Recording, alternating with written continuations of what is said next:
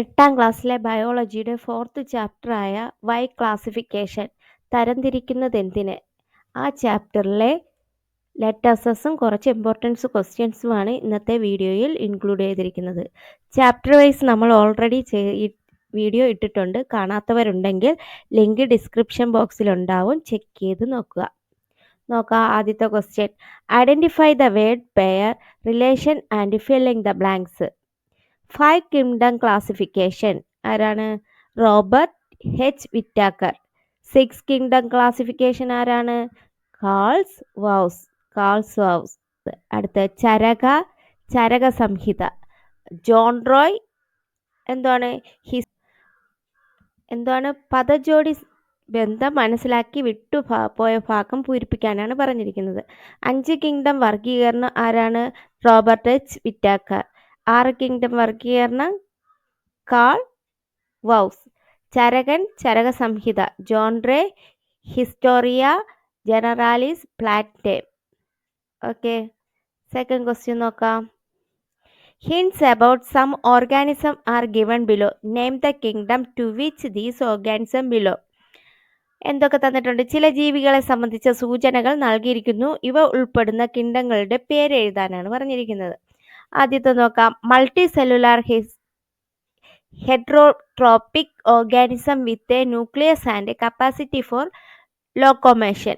എന്താണ്? ആനിമൽസ്. വ്യക്തമായ ന്യൂക്ലിയസോട് കൂടിയവയും പരപോഷികളും സഞ്ചാരശേഷിയുള്ളതുമായ ബഹുകോശ ജീവികൾ. ഏതാണ് വരുന്നത്? ജന്തുക്കൾ, അനിമൽസ് ആണ്. അടുത്ത ബി നോക്കാം. Multicellular heterotrophic non motile organism with a nucleus. വ്യക്തമായ ന്യൂക്ലിയസോട് കൂടിയ സഞ്ചരിക്കാൻ കഴിവില്ലാത്ത പരപോഷികളായ ബഹുകോശ ജീവികൾ. ഏതാണ്? ഫംഗി, കുമിളുകൾ. ഓക്കെ, അടുത്ത തേർഡ് സി നോക്കാം. Unicellular organism with a nucleus. വ്യക്തമായ ന്യൂക്ലിയസോട് കൂടിയ ഏകകോശ ജീവികൾ. ഏതാണ്? അമീബ. ഓക്കെ, അടുത്ത fourth D. Multicellular autotrophic non motile organism with a nucleus. വ്യക്തമായ ന്യൂക്ലിയസോട് കൂടിയ സഞ്ചരിക്കാൻ കഴിവില്ലാത്ത സ്വപോഷികളായ ബഹുകോശ ജീവികൾ. ഏതാണ് പറഞ്ഞത്? പ്ലാന്റ്സ്, സസ്യങ്ങൾ. ഓക്കെ, തേർഡ് ക്വസ്റ്റ്യൻ നോക്കാം നമുക്ക്. Write from the table the name of a organism which has more resemblance with tiger. Give explanations for your answer. ഇവിടെ തന്നിരിക്കുന്നതിൽ കടുവയുമായി ഏറ്റവും കൂടുതൽ സമാനതയുള്ള ജീവികളുടെ പേര് പട്ടികയിൽ നിന്ന് തിരഞ്ഞെടുത്ത് എഴുതാനാണ്. അത് തിരഞ്ഞെടുക്കുമ്പോഴുള്ള അതെന്തുകൊണ്ടാണ് അത് തിരഞ്ഞെടുത്തെന്നുള്ളതിന് വിശദീകരണവും കൂടെ നൽകാനാണ് പറഞ്ഞിരിക്കുന്നത്. നോക്കിയോ, ചാർട്ടിൽ തന്നിട്ടുള്ള കോമൺ നെയിം തന്നിട്ടുണ്ട്, പിന്നെ എന്താണ് സയന്റിഫിക് നെയിം തന്നിട്ടുണ്ട്. Tiger, Panthera tigris. Wolf, Canis lupus. Lion, Panthera leo. Cat, Felis domesticus. Dog, Canis familiaris. അപ്പോൾ അതിൻ്റെ സയൻറ്റിഫിക് നെയിം തന്നിട്ടുണ്ട്. ഇതിലേത് ഒരുപോലെ വരുന്നത് ഏതാണ് വരുന്നത്? ടൈഗറുമായിട്ട് യോജിച്ച് വരുന്നത് ടൈഗറിന് പാന്തേറ ടൈഗ്രീസ്, ലയണിനും അതുപോലെ പാന്തേറ ലിയോ എന്ന് വന്നിരിക്കുന്നുണ്ട്. അപ്പോൾ അത് രണ്ടുമാണ് ഒരുമിച്ച് ഒരേ കണക്ക് വരുന്നത്. ഏതൊക്കെ? കടുവയും സിംഹവും. അതാണ് reason. Lion having the scientific name Panthera leo. Lion and tiger belongs the same genus Panthera. പാന്തിലിയോ എന്ന ശാസ്ത്രനാമമുള്ള സിംഹവും കടുവയും സിംഹവും പാന്തീറ എന്ന ഒരേ ജീനസിൽ പെടുന്നു. അതുകൊണ്ടാണ് ടൈഗറിന്റെ ആ ഒരു വർഗത്തിൽ വരുന്നതാണ് ലയൺ എന്ന് പറഞ്ഞത്. രണ്ടിൻ്റെയും സയന്റിഫിക് നെയിമിൽ ആദ്യത്തത് പാന്തേറ എന്ന് വന്നതുകൊണ്ടാണ് അവയെ ഓരോ സ്പീഷീസിൽ പെടുന്നതെന്ന് പറഞ്ഞത്. ഓക്കെ, അടുത്ത question. Which organism is most suitable for the following indicators? Amoeba, bacteria, virus, fungus.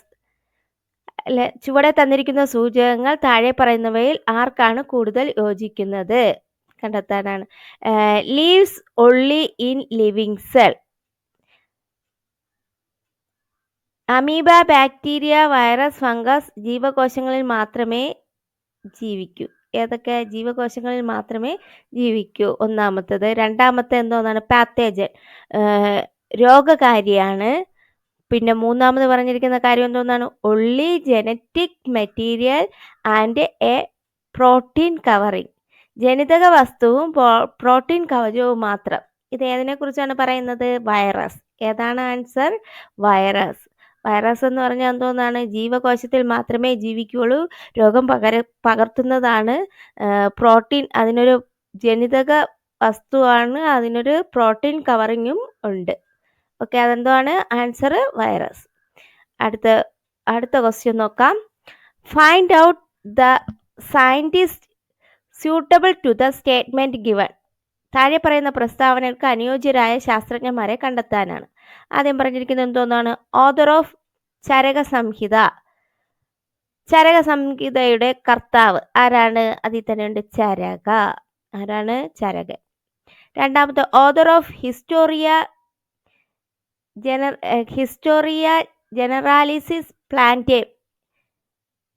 ആരാണ്? ഹിസ്റ്റോറിയ ജനറാലിസിസ് പ്ലാന്റേം എന്ന പുസ്തകത്തിന്റെ കർത്താവ് ആരാണ്? ജോൺ റേ ആണ്.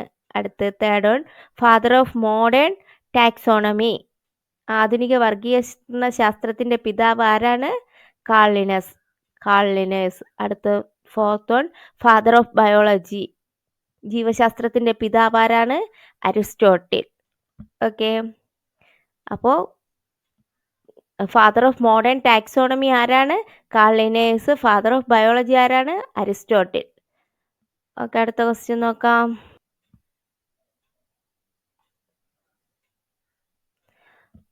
What are the limitations in the system of classification of Carl Linnaeus? Carl Linnaeus ആവിഷ്കരിച്ച വർഗീകരണ പദ്ധതിയുടെ പരിമിതികൾ എന്തെല്ലാമാണ്? നോക്കാം. Some lower organism share the characters of both animals and plants, so it is difficult to recognize them as plants or animals. അപ്പോൾ ചില സൂക്ഷ്മജീവികൾ സസ്യങ്ങളുടെയും ജന്തുക്കളുടെയും സ്വഭാവം പൊതുവായി കാണിക്കാറുണ്ട്. അവയെ സസ്യങ്ങളെന്നോ ജന്തുക്കളെന്നോ വേർതിരിക്കാൻ കഴിയില്ല. Microscopic organisms like bacteria, fungus, protozoa etc. are not included either in plant kingdom or in animal kingdom. Carl Linnaeus സസ്യങ്ങളെയും ജന്തുക്കളെയും മാത്രമേ തൻ്റെ വർഗീകരണത്തിന് പരിഗണിച്ചുള്ളൂ. സൂക്ഷ്മജീവികളായ ബാക്ടീരിയ, ഫംഗസ്, പ്രോട്ടോസോവ എന്നിവ പ്ലാന്റ് സസ്യലോകം അല്ലെങ്കിൽ അനിമേലിയ ജന്തുലോകത്തിൽ രണ്ടിലും ഉൾപ്പെടുത്തിയിരുന്നില്ല. Certain animals which were included in the classification of Linnaeus show characters of both animals and plant kingdom. അതുമാത്രമല്ല, ലിനേയസ് വർഗീകരിച്ച ചില ജീവികൾ സസ്യങ്ങളുടെയും ജന്തുക്കളുടെയും സ്വഭാവം ഒരുപോലെ കാണിക്കുന്നവ ആയിരുന്നു. എക്സാമ്പിൾ ഏതൊക്കെ പറയാം? Euglena. Protozoan shows locomotory movements like animals, but it contains chlorophyll like plants. ഉദാഹരണത്തിന് euglena പോലുള്ള പ്രോട്ടിസ്റ്റുകൾ ചലനം ജന്തുക്കളുടേതിന് സമാനമായിട്ടും പക്ഷെ അവയ്ക്ക് സസ്യങ്ങളുടേത് പോലുള്ള ഹരിതകവും കാണുന്നു. അപ്പോൾ സസ്യത്തിലും പറയാൻ പറ്റില്ല, ജന്തുവിലും പറയാൻ പറ്റില്ല. ഓക്കെ, അടുത്ത ക്വസ്റ്റ്യൻ നോക്കാം.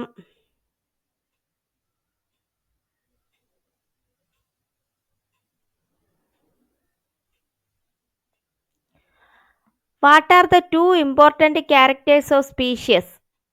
സ്പീഷ്യസിൻ്റെ രണ്ട് പ്രത്യേകതകൾ എഴുതാനാണ്. ഒന്ന്, species is a group of organism that can freely interbreed to produce fertile offspring. ജീവശാസ്ത്ര നിർവചന പ്രകാരം സ്വാഭാവിക ലൈംഗിക പ്രജനനത്തിലൂടെ പ്രത്യുൽപാദന ശേഷിയുള്ള സന്താനങ്ങളെ സൃഷ്ടിക്കാൻ കഴിയുന്ന ജീവികളുടെ ഗണമാണ് നമ്മൾ എന്തോന്ന് പറയുന്നത്? സ്പീഷ്യസ് എന്ന് പറയുന്നത്.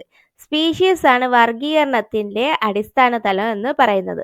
സവിശേഷതകളിൽ ഏറ്റവും അധികം സാമ്യം പുലർത്തുന്നത് ഒരു സ്പീഷ്യസിൽ ഉൾപ്പെടുന്ന അംഗങ്ങൾ തമ്മിലാണ്. A group of organisms that closely resemble each other in structure, biochemical makeup, and external characteristics, but which are genetically different.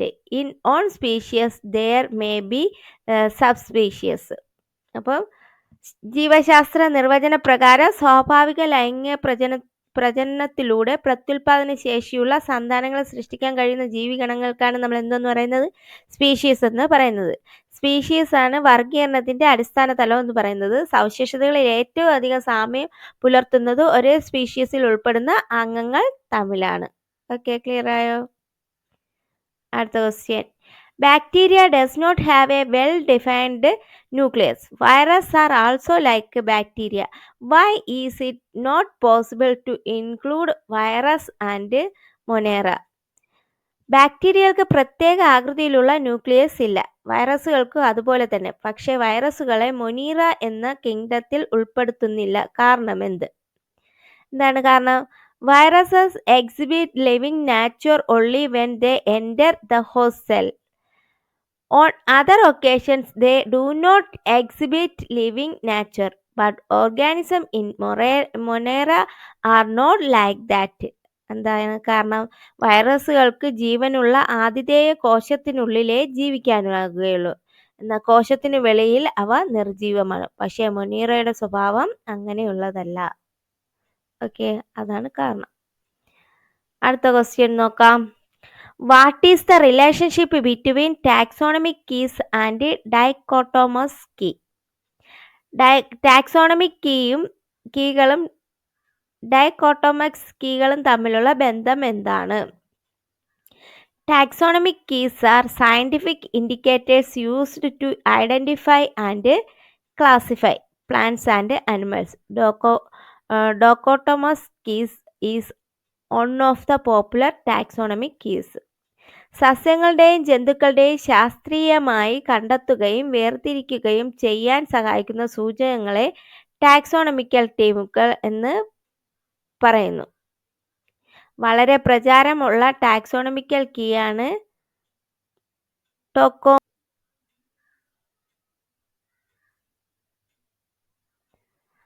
അടുത്ത ക്വസ്റ്റ്യൻ.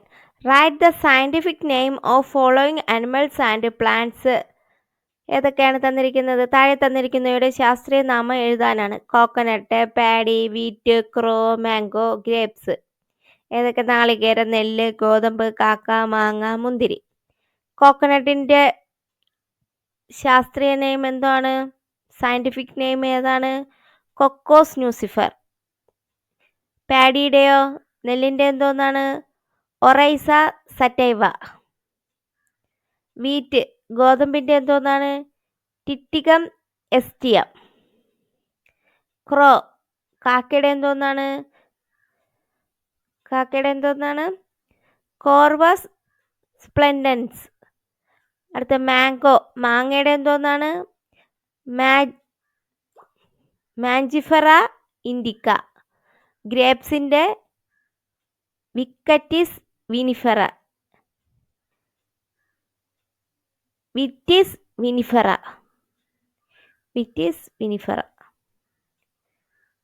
ഓക്കെ, ഇത്രയും ക്വസ്റ്റ്യൻസ് ആണ് ഇന്നത്തെ വീഡിയോയിൽ ഇൻക്ലൂഡ് ചെയ്തിരിക്കുന്നത്. ഇത് ഇമ്പോർട്ടൻ്റ് ക്വസ്റ്റ്യൻസ് ആണ്, പഠിക്കണം.